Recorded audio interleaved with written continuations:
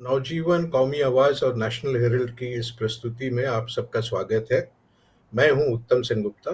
मेरे साथ हैं अरुण अग्रवाल जी, जो बैंगलोर से हमारे साथ जुड़ रहे हैं, और हरजिंदर जी हैं हमारे वरिष्ठ संपादक नेशनल हेरल्ड ग्रुप के। और आज हम लोग जो बातचीत करेंगे वो उसका संदर्भ है राहुल गांधी के कल का प्रेस कॉन्फ्रेंस वोट चोरी पर, जो हाइड्रोजन बॉम्ब या हरियाणा फाइल्स उन्होंने जो किया है उस पर हम लोग ये बातचीत करेंगे। अरुण अग्रवाल जी को इंट्रोड्यूस करने की कोई खास ज़रूरत नहीं है। वो लगातार चुनाव के मुद्दे पे, चुनाव में स्वच्छता और पारदर्शिता के मुद्दे पर बोलते रहे हैं वहाँ पे, और उनको हम लोग देखते और सुनते रहे हैं। इन दिनों वो सब वकील हैं, सुप्रीम कोर्ट में वकालत किए हैं, और इन दिनों जो है बहुत सक्रिय हैं, बैंगलोर में बसे हुए हैं। तो अरुण जी का बहुत बहुत स्वागत। और अरुण जी, हम लोग जिस तरीके से बात करेंगे, तो कल जो प्रेस कॉन्फ्रेंस राहुल गांधी ने किया, ये तीसरा उनका प्रेस कॉन्फ्रेंस था वोट चोरी पर। और उन्होंने जब पहला महादेवपुरा पर किया, दूसरा अलंध पर किया, और कल जो है उन्होंने हरियाणा पर किया। तो जो महादेवपुरा में उन्होंने किया, तो वहाँ पे भी वोटर्स को हटाने की प्रक्रिया के बारे में उन्होंने बात करी कि किस तरीके से हमारे वोटर्स को हटाया जा रहा है। अलंध में भी उन्होंने बात किया कि डिजिटली कैसे वोटर्स को हटाया जा रहा है। और कल जो उन्होंने बात किया हरियाणा में, उन्होंने वोटर्स लिस्ट फ्रॉड के बारे में बात किया कि किस तरीके से वो एक ही तरह के वोटर्स जो हैं, एक ही नाम के, एक ही फोटोग्राफ के साथ, एड्रेस भी शायद अलग अलग है, लेकिन अलग अलग बूथों में सेम आदमी जो है या सेम औरत का नाम जो है वो फिगर कर रहा है, वगैरह वगैरह। तो ये जो आज आज जो अखबारों में या भारतीय जनता पार्टी की तरफ से या चुनाव आयोग की तरफ से जो प्रतिक्रिया आई है कल से वहाँ पे, उस प्रतिक्रिया को आप कैसे देखते हैं वहाँ पे, वो हम लोगों का पहला सवाल होगा कि आप इसको क्या समझते हैं, कैसे देखते हैं। जैसे उन लोगों ने कहा कि भाई इसमें नई बात कुछ नहीं है, ये झूठ है, अनफाउंडेड है, बेसलेस है। बीजेपी ने कहा कि भाई आप कोर्ट में क्यों नहीं जाते हैं वहाँ। इलेक्शन कमीशन ने कहा कि आपने कंप्लेन क्यों नहीं करी वहाँ पे, वो कोई कंप्लेन तो आया नहीं है। इलेक्शन पिटीशन तो 22 ही पड़े हैं हरियाणा में, तो इसलिए आपका कहना जो है वो सही नहीं है वहाँ। राहुल गांधी का ये कहना था कि साहब इसमें समय लगता है, और वोटर्स लिस्ट जो है हम लोगों को लास्ट मोमेंट में मिलता है, और इसलिए किसी के लिए ये संभव नहीं है कि वो 15 बूथ्स में एक साथ जो है उसकी जांच कर सके। तो इसके लिए हमें समय लगती है, और इलेक्शन कमीशन अगर हमें डिजिटल रिकॉर्ड दे दे तो हम ये काम जो है वो एक दिन में पूरा कर सकते हैं वहाँ पे, और वो रिकॉर्ड जो है इलेक्शन कमीशन देती नहीं। तो इस पर आपकी क्या प्रतिक्रिया है, ये हम लोगों का पहला सवाल हो। देखिए संगुप्ता जी, ये जो पहला उन्होंने जो किया था माधवपुरा का, तो उसमें 5 असेंबली कॉन्स्टिट्यूएंसी थी, तो उन्होंने एक असेंबली कॉन्स्टिट्यूएंसी को पिक करके उसके बारे में उन्होंने उजागर किया था कि कैसे इसके अंदर में फर्जी वोट डाल के 1 लाख से ज़्यादा की मार्जिन जीत के, और बाकी जो 5-6 कॉन्स्टिट्यूएंसी में हमने जीता उसको जो है पलट के ये जो है लोकसभा का इलेक्शन जो है इन्होंने रिग करके कैप्चर कर लिया। ये उनका पहला था। अलंध में था कि देखिए मैं माफ कीजिएगा, लेकिन वो कांग्रेस ने जीता था, वो कंस्टिट्यूएंसी शायद कांग्रेस ने जीती। नहीं नहीं नहीं नहीं नहीं, वो गलत। वो कॉन्स्टिट्यूएंसी उन्होंने जो विधानसभा का इलेक्शन हुआ था उसके अंदर में उसमें सारे जीते थे, और ये वाला जो माधवपुरा हारा था। और जब लोकसभा का इलेक्शन हुआ तो ये पांचों, ये 6 विधानसभा की कॉन्स्टिट्यूएंसी मिला के जो है ये एक पूरी वो बनती थी। तो उसके अंदर में जो पर्टिकुलर कॉन्स्टिट्यूएंसी थी जिसके अंदर में वोट रिगिंग हुई माधवपुरा, वो कॉन्स्टिट्यूएंसी शायद बैंगलोर सेंट्रल है या कुछ है लोकसभा, उसके कारण जो है वो जहां जीत रहे थे उसको उल्टा कर दिया। अलंध में वो जीते, जिसका उन्होंने उजागर किया। अलंध के कॉन्स्टिट्यूएंसी में जीते, माधवपुरा में वो वहां पर हार गए। वहां पे उन्होंने जो उजागर किया, जिसके अंदर में ऑलरेडी जो है एग्जामिन हो रहा था, कंप्लेंट थी, तो उसमें उन्होंने दिखाया कि ये जो है ऑर्गेनाइज्ड रिगिंग है, मतलब कि ये ऑलरेडी कंप्लेंट है और इसको ये लोग नहीं देख रहे हैं, तो वो एक दूसरे लेवल का था। ये जो कल उन्होंने दिखाया, उन्होंने पूरा स्टेट वाइज दिखाया। तो करेक्ट। अगर आप देखें तो हर स्कैम जो है एक पर्टिकुलर विधानसभा की कॉन्स्टिट्यूएंसी, फिर लोकसभा की कॉन्स्टिट्यूएंसी, और फिर जो है पूरे स्टेट की कॉन्स्टिट्यूएंसी, फिर कैसे ये जो है बढ़ता गया। तो ये दिखाता था कि देखिए कहीं पर रिगिंग जो है, कैंडिडेट पैसे वाला है तो वो कर सकता है मिला के। दूसरा है कि नहीं, ये ऑर्गेनाइज्ड वे में कॉल सेंटर, डेटा सेंटर, उस तरह की रिगिंग हो रही है, जैसे कि उन्होंने दिखाया अलंद में। और तीसरा फेज था कि नहीं, ये तो एकदम चुनाव आयोग और जो भाजपा की सरकार है, ये दोनों मिल के रिगिंग कर रहे हैं। तो कल वाली जो पूरे मिल के रिगिंग कर रहे हैं वो, और सबसे उसका मतलब कि व्यापक रूप था वही रिगिंग का, छोटे से बड़े से। अब पता चला कि स्टेट कर रहे हैं, और उसके आगे ये पता चलेगा कि पूरे देश में कर रहे हैं जो उन्होंने किया। तभी तो वो बात कर रहे थे वो 370 वगैरह, लेकिन वो रिगिंग में कहीं चूक गए या वो वोट नहीं आए, तो वो उसके अंदर में ये 240 पर रुक गए। तो कल और इसमें ये अंतर था। क्यों अंतर था? पहले तो वो जो है बड़े क्या कहते हैं कि चापलूस वाली जो मुस्कान थी चीफ मिनिस्टर की, कि सारा बंदोबस्त कर दिया गया है, आप घबराइए नहीं, मतदान कहीं भी हो, जीतेंगे तो हम ही। तो सारी व्यवस्था हमारे पास है, सारी व्यवस्था हमारे पास है जी। तो एक तो उनका था। दूसरा था कि जब उन्होंने बाहर से ब्राजीलियन मॉडल वगैरह को दिखाया और ये दिखाया कि अलग बूथ में हैं, तो ये फॉर्म 6 और फॉर्म 7 का खेला नहीं हो सकता है। तो चुनाव आयोग अगर उस चीज को डिनाई करता है, तो वो डिनायल जो है उसके बेसिस पर जो है उसकी कोई क्रेडिबिलिटी जो है वो उसके अंदर में नहीं आती है। तो एक तो उसके अंदर में ये जो है डिफरेंट था कि जो है उसको ये कर रहे हैं, अरे भाई तुम आंसर करो ना कि किसने फॉर्म 6 भेजा, किसने कौन से बीएलओ ने उसको दस्तखत किया, कौन से ईआरओ ने जो है उसके ऊपर जो है उसको अलाउ किया। तो ये सब तो आप बात वहां बता नहीं रहे हैं। फिर आप तमाम जगह जो इतना वो कह रहे हैं कि एक ही लेडी का 200-300 जो है फोटोग्राफ, तरह तरह से नाम आपने यूज किया, फर्जी एड्रेस यूज किया। तो किसी को आप एक जो है एक आदमी वहां पे पीपीटी प्रेजेंटेशन करके आपका एपिक नंबर दे के सब कुछ दे के पूरे देश को बता रहा है, और आप चूंकि चोरी किए हुए हो तो एक आप ब्लैंक डिनाइल कर रहे हो, या जो है एक डिफेक्टर जिसका कि इतना भी मॉरल नहीं था, जो कि जहां सत्ता जाती है वहां पर चला जाता है, वो किरण रिजिजू, और जो है एक नंबर का हिटमैन है, ब्लैकमेलर है, जो कि आपने देखा होगा कि चंद्रचूड़ जब चीफ जस्टिस थे तो कैसे उनके खिलाफ जो है वो लॉ मिनिस्टर होके कि आप तो सेलेक्टेड हैं, हम तो इलेक्टेड हैं, और ये जो है बेसिक स्ट्रक्चर क्या क्या होता है, रोज गाली देता था। उसके बाद कहीं पर चंद्रचूड़ और जो है सरकार में सुलह हुई, और जैसे ही सुलह हुई उसको निकाल दिया गया मिनिस्ट्री से। उसके बाद जो है फिर से वो प्रोमिनेंस में आ गया।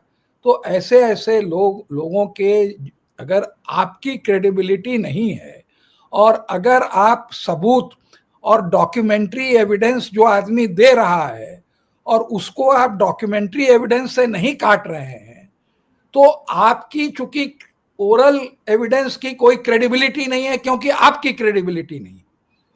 ज्ञानेश कुमार की कोई क्रेडिबिलिटी इसलिए नहीं है क्योंकि वो पहले जो है अमित शाह की शपथ लेके आए हैं, तब उन्होंने शपथ ली है। वो ऐसी प्रतिक्रिया से आए हैं जिसमें कि जो है सुप्रीम कोर्ट ने जानबूझ के जो है वो केस को नहीं डिसाइड किया। उनकी क्रेडिबिलिटी इसलिए नहीं है क्योंकि एक सुसाइड केस में जिस आदमी ने सुसाइड किया वो उन पर इल्जाम लगाया कि ये हमसे घूस मांग रहे थे, और वो भी फॉरेनर था, इंडियन नहीं था, कि आप मोटिव एस्क्राइब करें, सड़क बना रहा था, वो बेचारा मलेशिया में इंजीनियर था। तो इस तरह के आदमी जिसकी की पर्सनल क्रेडिबिलिटी नहीं है, जैसे मान ले अटल वाजपेयी अगर कुछ बोलते तो उनकी पर्सनल क्रेडिबिलिटी थी, इन लोगों की क्या पर्सनल क्रेडिबिलिटी, रोज झूठ बोलते हैं। तो जिन लोगों की क्रेडिबिलिटी नहीं है वो डिनाई करते हैं, तो उनकी जो है डिनायल, और वो भी ब्लाइंड डिनायल बगैर डॉक्यूमेंट के। तो जब तक वो सारे डॉक्यूमेंट जिस पर राहुल गांधी ने आप पर इल्जाम लगाए, अगर वो डॉक्यूमेंट लेके आप भी एक पीपीटी प्रेजेंटेशन करने की अगर औकात रखते हैं, तब तो आपके ऊपर कोई विश्वास करेगा। नहीं तो आपको कहेगा कि अरे चोरी से ही अपॉइंट हुआ है, पहले भी चोरी करता था, घूस मांगता था, अब भी बैठ के यही काम कर रहा है। लोग तो यही कहेंगे ना। आप अपना कितना भी वो अकड़ के रहिए कि no I am the chief election commissioner, अरे भाड़ में जाए। अरे तुम एक चोर हो, तुमको किसी चोर ने अपॉइंट किया और उसी तरह से तुम बिहेव करो।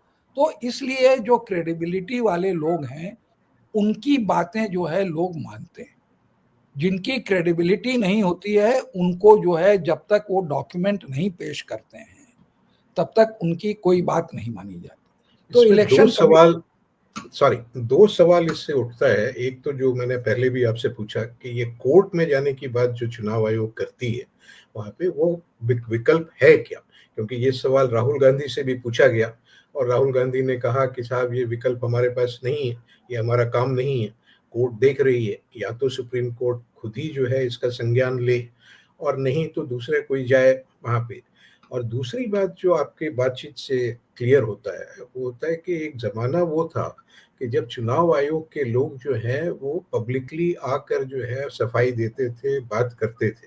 टेलीविजन डिस्कशंस में भी चुनाव आयुक्त जो है वो आते थे, मुख्य चुनाव आयुक्त आते थे। वो कुरैशी साहब को हम लोगों ने कई बार देखा, जब वो मुख्य चुनाव आयुक्त थे तो उस समय वो आते थे।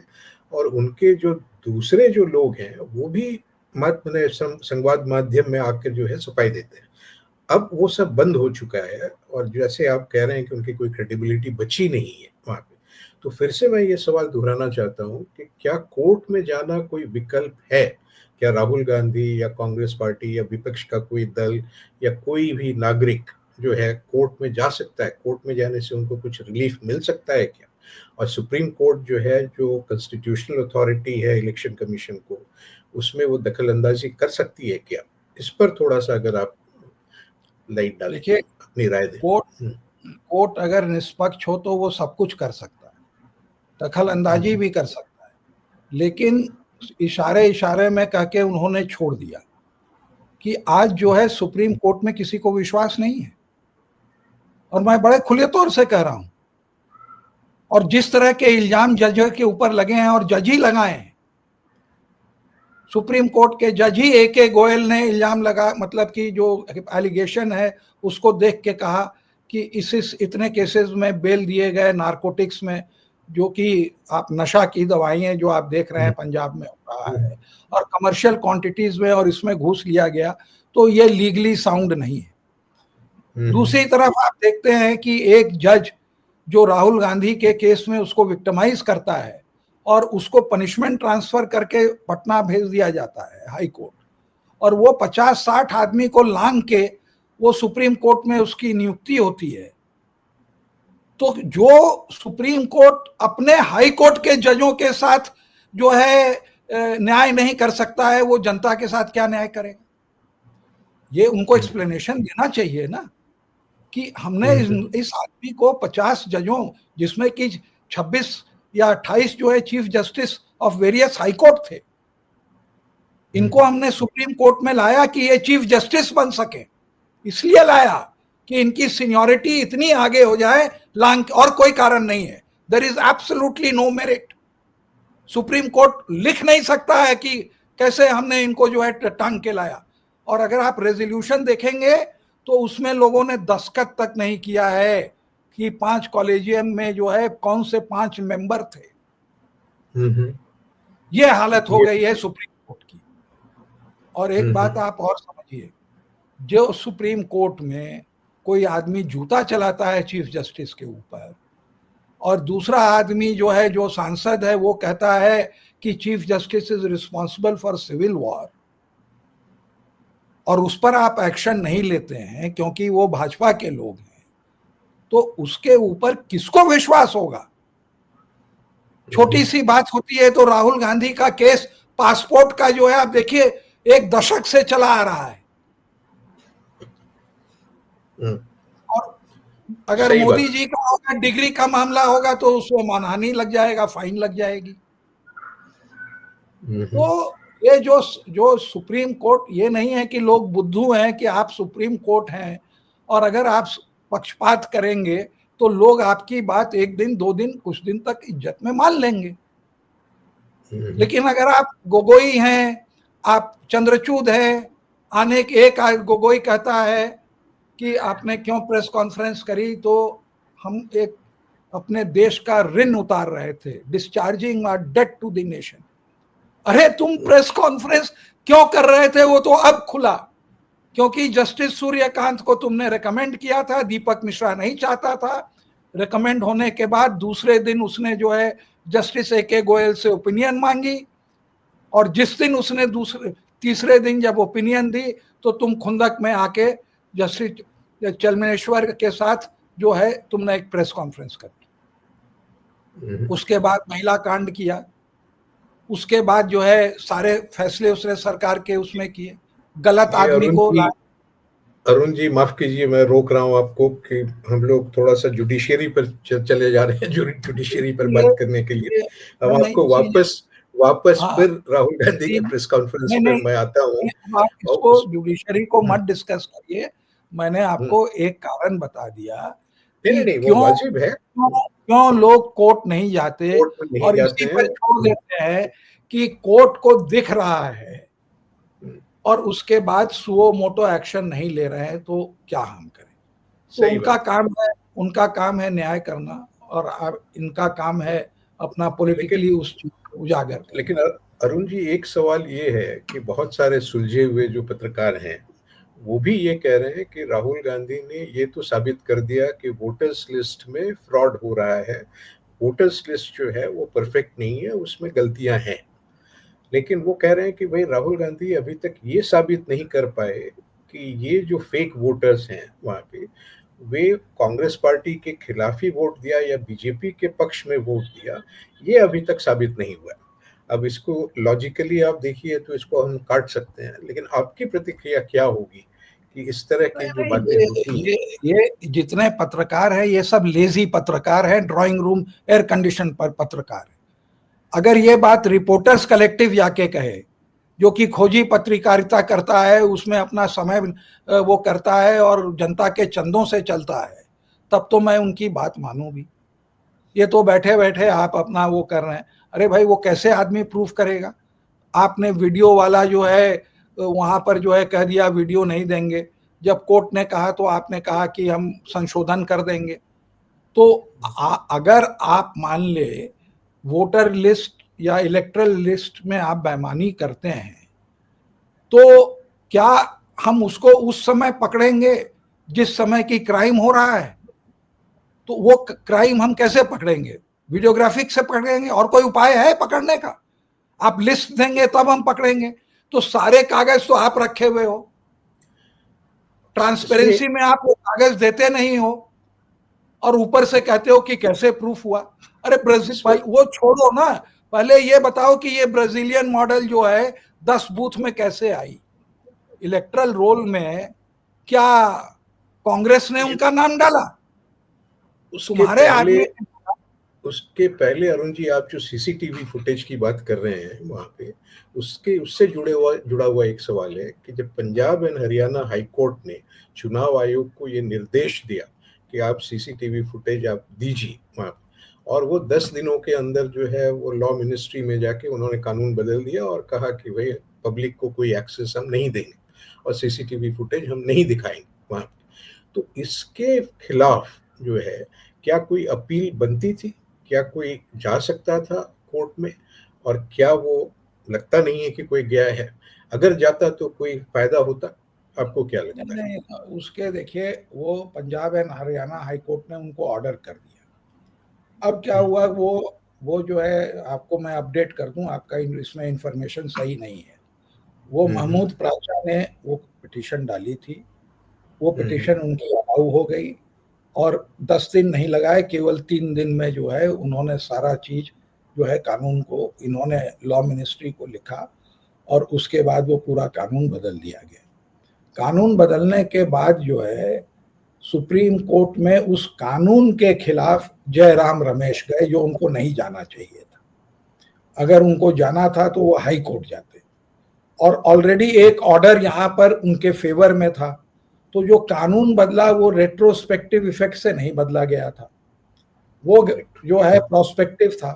तो उसमें ये बाध्य थे कि जो है CCTV footage Haryana high court के ऑर्डर से वो मिले। अब चूंकि वो सुप्रीम कोर्ट चले गए, तो चुनाव आयोग को एक बहाना मिल गया वो सीसीटीवी फुटेज नहीं देने का, और सुप्रीम कोर्ट में जो है तारीख पर तारीख लग रही है। वो 5 साल 10 साल जब मन में आएगा तो उसको डिसाइड करेंगे। अभी तक वो डिसीजन नहीं। तो उसका जो रियलिटी है वो यही है। आई सी। कल लेकिन इसमें देखिए, ये तो एक मामला है। हाँ, ये तो एक मामला है, लेकिन हर मामले में वो गोल पोस्ट चेंज करता रहता है चुनाव आयोग। उसकी ट्रांसपेरेंसी लगातार कम होती जा रही है। जो फॉर्म 6 और 7 का इन्होंने मामला उठाया कि जब महादेवपुरा का कर रहे थे तो कुछ और स्थिति थी, अब उन्होंने फॉर्म 6 और 7 की भी एक्सेस देने से मना कर लिया है। तो लगातार वो चीजें मना कर रहा है देने से। ये क्या उसकी नीयत बताता है या क्या है, और इससे कैसे लड़ा जाए इस सब चीजों से? नहीं, लड़ा जाए वगैरह की कोई बात नहीं है। देखिए, अरुण जी, आप अपने भ्रम में अगर रहेंगे ना, तब आपको दिक्कत होगी। अगर आप भ्रम में नहीं रहेंगे तो आपको कोई दिक्कत नहीं होगी। चुनाव आयोग जो है उसको, वो बेशर्म है। उसको कोई मतलब नहीं है कि उसकी क्रेडिबिलिटी, ये जो है जनता या लोग ये समझें कि वो निष्पक्ष है। वो बात खत्म हो गई। वो अपनी अथॉरिटी से जो भी रिगिंग हो रही है वो रिगिंग करेगा, और उस रिगिंग का जो प्रमाण है उसको वो छुपाएगा। अगर आप इतनी सी बात समझ जाएं कि उनको वहां लाया ही इसलिए गया है कि बेईमानी से जो उसको अपॉइंट कर रहा है उसको जिताएं, यही उनका लक्ष्य है। मैंने कहा ना, वो शपथ कहीं और लेके आए हैं।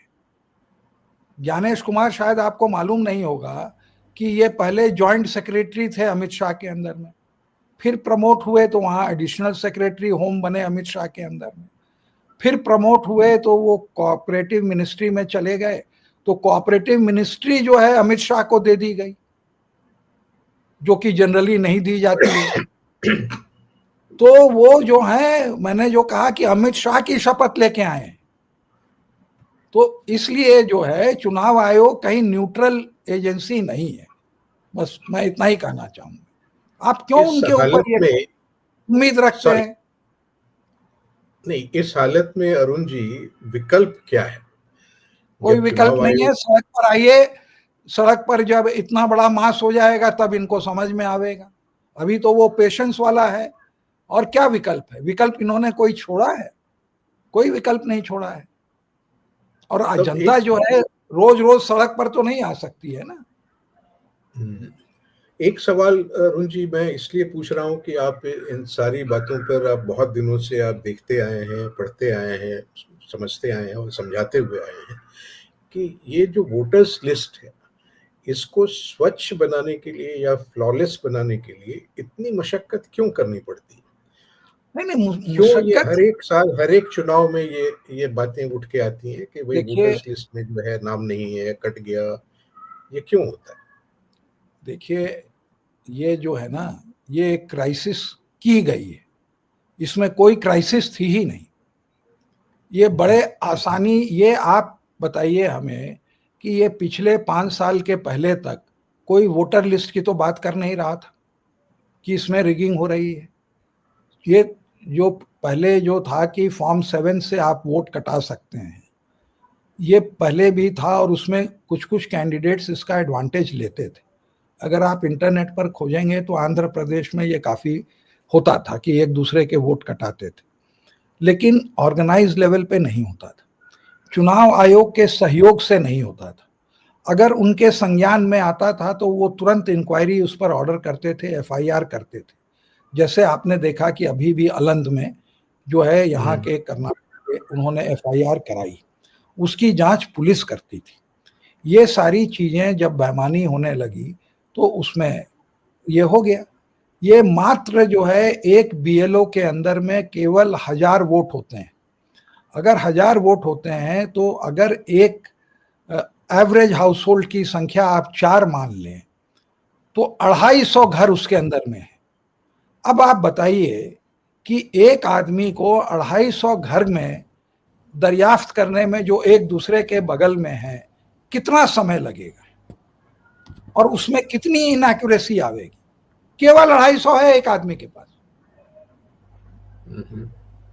और अगर आप उसको ट्रांसपेरेंटली रख देंगे तो वहीं के लोग बैठ के कह देंगे पंचायत में कि अरे इनका नाम तुमने छोड़ दिया, इनका नाम छोड़ दिया, इसको ये करो वो करो। वो करना ही नहीं है।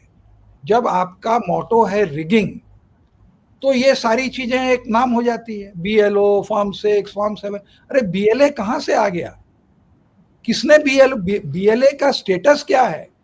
बीएलए जो है अगर पॉलिटिकल पार्टी का है तो इसका मतलब वो दलाल है। दलाल की तुमको क्या जरूरत पड़ी वोटर लिस्ट बनाने के समय? हमें ये बताएं। ये कब से आप ये बीएलए के बारे में सुन रहे हैं? हम लोगों ने तो एसआईआर के बाद सुना।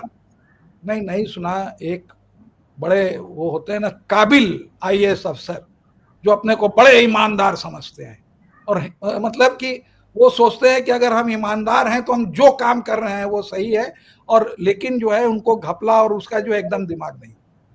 तो एक साउथ इंडिया के थे बाल सुब्रमण्यम बाल कृष्णा करके।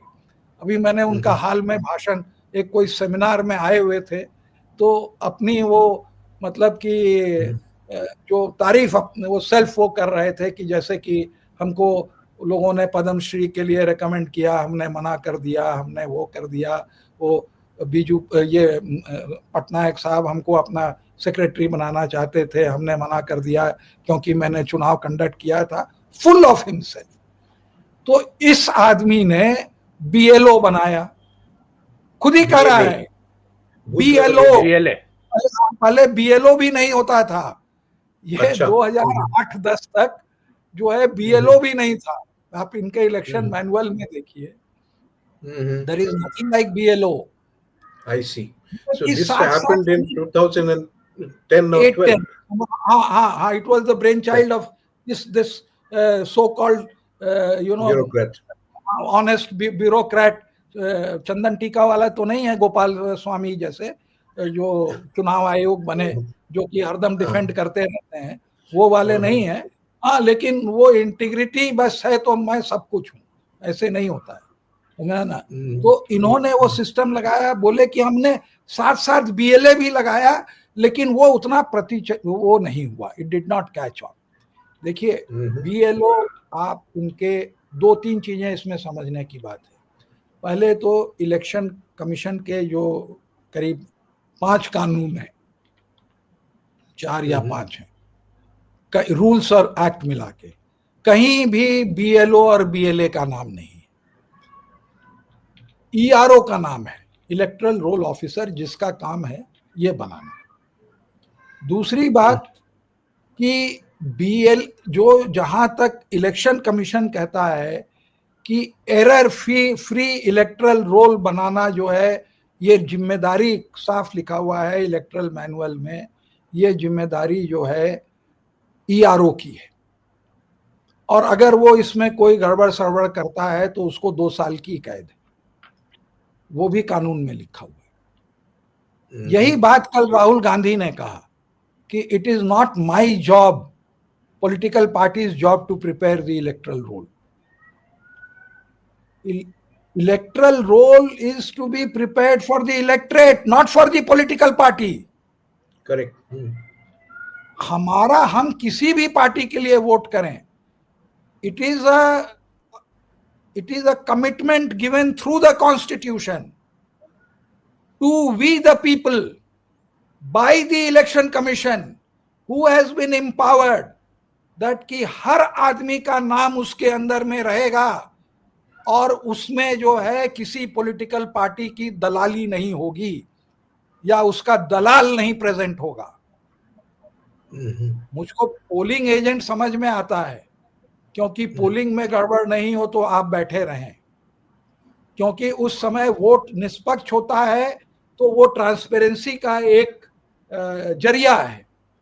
लेकिन इलेक्ट्रल रोल बनाने में बीएलए का कोई रोल नहीं है, क्योंकि जो इलेक्शन कमिश्नर का जो बीएलओ है, जब इलेक्शन कमिश्नर की ईमानदारी का कोई ठेका नहीं ले सकता, तो क्या वो बीएलओ जो कि एक आंगनवाड़ी वर्कर है, जो एक मीटर रीड करता है, या जो आप समझिए कि एक ठेके का स्कूल टीचर है जिसकी की सैलरी 10,000 15,000 रुपए है, अगर उसके आगे आप 50,000 लाख रुपए अगर रख देते हो और कहते हो कि 200 वोट काट दो और 100 वोट जोड़ दो, तो 300 वोट हुए, मैं तुमको जो है 100 रुपए के रेट से देता हूं,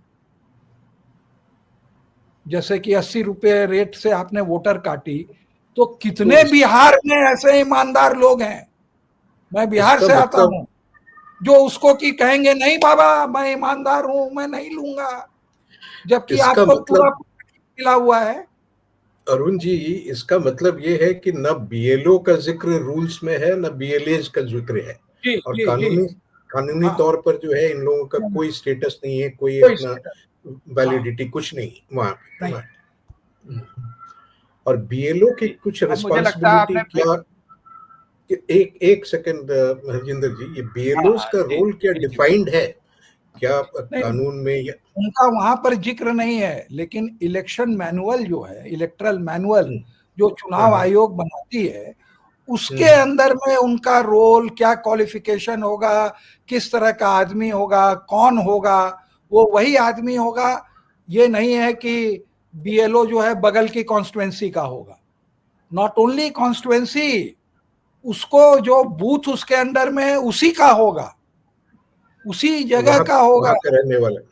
यस, ये सारी चीजें जो है इलेक्ट्रल मैनुअल में लिखी हुई हैं। ओके, ये कानून में नहीं लिखा हुआ है। हरजिंदर जी, आपका इजाजत हो तो मैं एक आखिरी सवाल करता हूं अरुण जी से, फिर आप बात कीजिए। अरुण जी, मैं ये जानना चाह रहा था कि जो एसआईटी जो इन्वेस्टिगेशन कर रही है अलंध के बारे में वहां पे, वो एसआईटी के छानबीन पर जो है आपका कितना विश्वास है, और वो अब तक कितना प्रोग्रेस किया है, और इससे कुछ हासिल होगा क्या? बिल्कुल होगा, बहुत काबिल लोग हैं उसमें लगे हुए, साइबर क्राइम के लोग लगे हुए हैं, और ऑपोजिशन के उसमें न चुनाव आयोग का हस्तक्षेप होगा और न कि उसमें भाजपा का हस्तक्षेप होगा। ये दोनों जो है उसके अंदर में नहीं इंटरफियर कर सकते।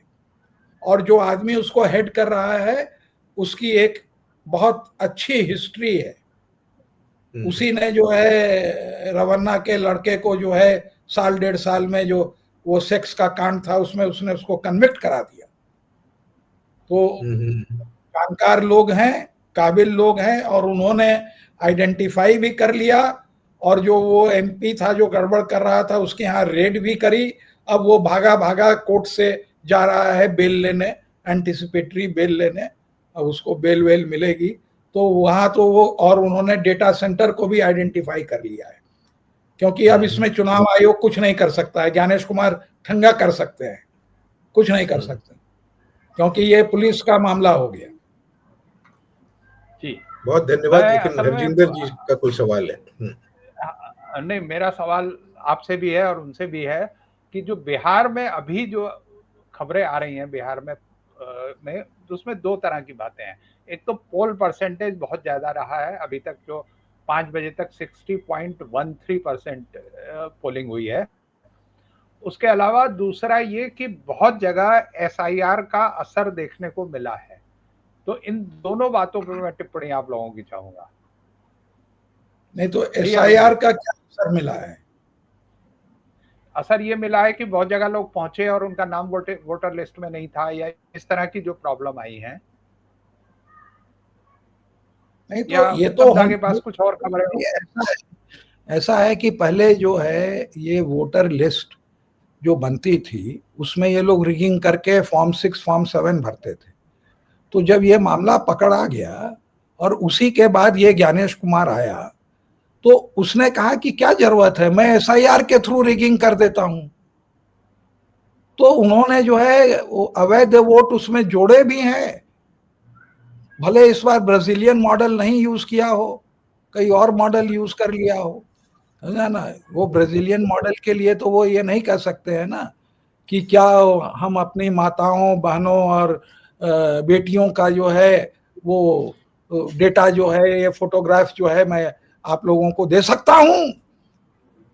तो है भाई, नहीं दे सकते तो तुम अपने जो है गर्लफ्रेंड ही का दे दो, उसका तो नाम तुमने नहीं लिया। तो यहाँ पे officially SIR is nothing but official rigging by the election commission.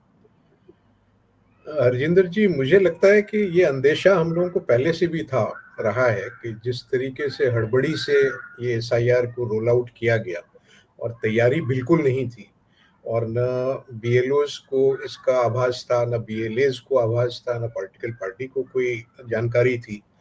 तो ये शुरुआत से जून से ही जो है लोग ये कह रहे हैं कि भाई ये एक मेसी प्रोसेस है, और वो अपना ही जो है वो डायरेक्टिव चेंज करती रही। चुनाव आयोग जो है पहले बताया कि भाई डॉक्यूमेंट लीजिए, फिर कहा कि डॉक्यूमेंट मत लीजिए, फिर कहा कि भाई वोटर्स को फिलअप करना है, पहले कहा, उसके बाद कहा कि नहीं वोटर्स नहीं बीएलओज ही फिलअप कर देंगे, जो गैर कानूनी है शायद, जो योगेंद्र यादव कहते रहे हैं वहाँ पे।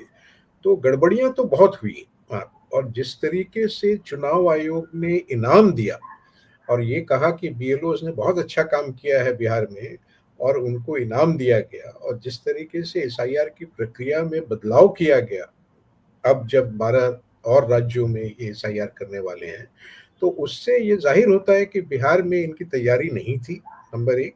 नंबर दो, बिहार में ये गड़बड़ी की आशंका पहले भी थी, और पहले फेज में जो थोड़ा बहुत जानकारी हम लोगों के पास आ रही है कि भाई एक एक गांव से, जो राहुल गांधी के प्रेस कॉन्फ्रेंस में भी आया, और वो जमुई के गांव से वो 6 लोगों को मीडिया के सामने उन्होंने प्रेजेंट भी किया कि उनका नाम कट गया, लोकसभा में उन्होंने वोट दिया था और अब विधानसभा के ये में एसआईआर के बावजूद, एसआईआर के बाद जो है उनका नाम नहीं है। और वो लोग कह रहे हैं कि उनके गांव से 187 लोगों का जो है नाम कटा है। अब ये जमुई में शायद दूसरे चरण में इलेक्शन है, दूसरे फेज में है। तो अब देखना ये है कि भाई चुनाव आयोग क्या उन लोगों को रिस्टोर करेगी, क्या वहाँ पे अपने लोगों को भेजेगी, क्या उसके लिए माफ़ी मांगेगी, या एक्सप्लेन करेगी कि भाई एसआईआर में ये, एसआईआर के बावजूद ये कैसे हो गया वहाँ पे, या किसी पर एक्शन लेगी। ये भी एक सवाल है कि भाई इतनी गड़बड़ियां अगर हैं तो किसी पर कोई एक्शन नहीं होता है, तो ये भी संदेह पैदा करता है वहाँ पे। तो बिहार तो इज एन अनफोल्डिंग स्टोरी, वो बिहार में, और SIR is an unfolding story. अलग अलग राज्य में मुझे लगता है कि उनका असर जो है वो अलग अलग देखने को मिलेगा वहाँ पे। और इस पर जो है शायद अरुण जी कभी किताब उताब भी लिख सकते हैं, वो किताब भी लिखें। मुझे हालांकि मुझे जो हरियाणा के जो वो आए, तो मुझे लगता है कि लोकसभा चुनाव में इनको समझ में आ गया था कि बड़े पैमाने पर कुछ करने की जरूरत है, तभी कुछ होगा। इसका 2 एक्सपेरिमेंट हुए, एक महाराष्ट्र और एक हरियाणा। दोनों जगह वोटर्स ऐड किए गए, शामिल किए गए। महाराष्ट्र में तो बहुत बड़ी संख्या में ऐड किए गए और वो चला नहीं, वो दोनों जगह एक्सपोज हो गए। हरियाणा में अब एक्सपोज हुए, महाराष्ट्र में पहले ही एक्सपोज हो गए थे। इसके बाद इनको लगा कि एक मिनट आपको रोक, ये यहाँ पे हमको किसी ने भेजा है, एक प्रोफेसर राकेश सिन्हा है, बड़ा बोलते हैं, पढ़े लिखे भी हैं। ये ही इज अमंग द रेयर कि जनरली भाजपा वालों को अकल ज़्यादा होती नहीं है, लेकिन ये सो कॉल्ड, ये इनका दिखा रहा है कि दिल्ली में भी वोट किया और अभी बिहार में भी वोट कर रहा है। अब दोनों का अब ये कहाँ तक सही है, ये अभी हमको किसी ने व्हाट्सएप पर भेजा है। तो ये काफी चल रहा है। हाँ, अच्छा, आपने देखा है, हमने नहीं, हमको ये तो सौरभ भारद्वाज जो आम आदमी पार्टी के हैं, उन्होंने 2 लोगों का वीडियो उन्होंने शेयर किया है जो दिल्ली में भी वोट दे रहे हैं और बिहार में भी आज उन्होंने वोट दिया। तो अब आप देखिए कि जो पढ़ा लिखा आदमी है, अभी हमें याद तो नहीं है कि ये कब दिल्ली में वोट हुआ, क्योंकि 6 महीने के अंदर, फरवरी हाँ, में, तो फरवरी 6 महीने का तो मिनिमम डेडलाइन है कि आप अपना वो एक जगह से दूसरा जगह आप वोट नहीं ट्रांसफर कर सकते हैं, ये तो मैंडेटेड है। लेकिन ये है तो इस तरह का वो चल रहा है, जो पढ़ा लिखा जो है सांसद है, जो बड़ा हर जगह आके बोलता है, और हम तो इसको हरदम डिस्काउंट करते हैं कि मैं तो इनका तो कभी कुछ देखता ही नहीं हूँ, क्योंकि जो आदमी पढ़ लिख के भी अगर अपनी आंखें मूंदे और जो है हिस्ट्री अगर पढ़ा भी हो, प्रोफेसर कहता है, तो कैसा आदमी है, वो 2 जगह वोट कर रहा है। तो इनकी कोई मोरालिटी नहीं है। ये मोरालिटी देखिए, आरएसएस जो एक अपने को राष्ट्रीयवाद कहता है, अगर आपकी हिस्ट्री देखें तो ये खाली जो है मनुवाद को ऊपर रखने के लिए और हिंदू सोसाइटी को एक्सप्लॉइट करने के लिए ऑर्गेनाइज, और कोई नैतिकता नहीं है इनमें। शुरू से पढ़ाया जाता है कि गलत काम करके अपना काम कराओ, और उनके मेंबर भी वही लोग हैं जो कि दुकान चलाते हैं, दिन भर लोगों को ठगते हैं और शाम को भी फिर ठगने को बैठ जाते हैं। तो उनकी और अब जो मैं अरुण जी वो महाराष्ट्र का जिक्र करना चाहता हूँ, जो हरजिंदर जी ने कहा कि महाराष्ट्र में भी इस तरह की बातें हुई हैं। तो अभी 1 तारीख को जो है, जो महाविकास अघाड़ी ने एक प्रोटेस्ट मार्च निकाला वहाँ पे, उसके एवज में जो है उसके देवेंद्र फडणवीस जो मुख्यमंत्री हैं, उनका कहना है कि ये तो मामूली बात है, लोग एक शहर से दूसरे शहर जाते रहते हैं और वो भूल गए होंगे वो अपना नाम कटवाना पुराने बूथ से वगैरह वगैरह। मेरा एक सवाल ये था कि भाई, जब आप थाने से अगर आप मलाबार हिल आप शिफ्ट करते हैं, मकान बदल लेते हैं वहाँ, और मलाबार हिल में आप रजिस्ट्री करते हैं अपने को एज ए वोटर, तो आपको पहले तो ये प्रूव करना पड़ेगा कि भाई थाने से हमने कटवा लिया है। जहाँ तक प्रक्रिया को मैं समझता हूँ, मुझे पता नहीं ये है सही है कि नहीं, ऐसे नहीं होता। होता क्या है, मैं आपको बताता हूँ, वो कहीं कुछ हद तक सही भी है। वो होता क्या है कि अगर मान ले मैंने अपना एक क्षेत्र से दूसरे क्षेत्र में अपना जो है हमने ठिकाना बदला रहने का, तो अगर हम बीएलओ के पास जाएंगे तो कहेगा कि अरे फॉर्म 8 मत भरिए, फॉर्म 6 भर दीजिए, क्योंकि फॉर्म 8 से जो है ट्रांसफर होता है, स्थानांतरण होता है। तो उसका ये है कि आप एक अर्जी वहां दें या एक अर्जी आप यहां अगर दें तो वो वहां से कटवाएगा, तब आपका इंक्लूड कराएगा। बिहार हिंदुस्तान में तो सब जो है काम नहीं करना चाहते, कामचोर हैं, तो वो अपना काम क्यों बढ़ाएगा कि जो है फॉर्म 8 में लेके आपका वोट वहां, उसकी जिम्मेवारी हो जाएगी कि जिस जगह में थे वहां का वोट कटवाए। तो हमारे दोस्त लोग हैं जो कि अफसर हैं, जो कि ट्रांसफरेबल जॉब में थे, तो वो लोग क्या बताते हैं कि जब एक जगह से दूसरे जगह आते थे तो घर पर तो सब आ जाते थे, कहीं जाना तो नहीं पड़ता था, लेकिन वो यही कहते थे, अरे सर फॉर्म 6 भर दीजिए, फॉर्म 8 मत भरिए। तो होता क्या है, हाँ, तो फॉर्म 6 में नया वोटर वाला होता है, तो नए वोटर की अर्जी डालने में और उसको इंक्लूड करने में कोई दिक्कत नहीं होती, लेकिन फॉर्म 8 में जो है उनको दिक्कत होती है। तो एक तो बीएलओ ही नहीं चाहता है, वो आपने उसका वैसे ही डिवाइस किया हुआ है। लेकिन बेईमानी जो कल जो दिखाया राहुल गांधी ने कि इनके पास 2015 से सॉफ्टवेयर है जिसका नाम है डी डुप्लीकेशन सॉफ्टवेयर, जो आपको तुरंत नाम, एज, पता, फोटो से डिटेक्ट करके डिलीट कर, उसको इन लोगों ने ऑफ कर दिया है कि गड़बड़ी हो सके। ये सबसे बड़ा प्रमाण है, और नाम नहीं बता रहा है ज्ञानेश कुमार की किसने ऑफ किया। ये आज इंडियन एक्सप्रेस में एक रिपोर्ट है जिसमें वो कह रहे हैं कि भाई 2022 के बाद इसका इस्तेमाल नहीं हुआ। क्यों नहीं हुआ? दिस इज एन एडमिशन कि तुम बेईमान, एसआईआर तो नहीं आया, क्यों नहीं हुआ? क्योंकि तुम बेईमानी कर रहे थे, तुम बेईमान हो। It is an admission. अगर मेरा काम है, मेरी जिम्मेवारी है कि चोर को पकड़ना, और मेरे पास सीसीटीवी कैमरा है और मैं उसको स्विच ऑफ कर देता हूं कि चोर आके चोरी करके चला जाए, इंटेंशनली, जो मैंने एडमिट किया, जो आप बता रहे हैं इंडियन एक्सप्रेस में, तो आप क्या उस चौकीदार को 1 मिनट भी रखोगे? आप क्या करोगे? कहो निकलो तुम। तो इस आदमी को इसी स्टेटमेंट के ऊपर जो है रिजाइन कर देना चाहिए।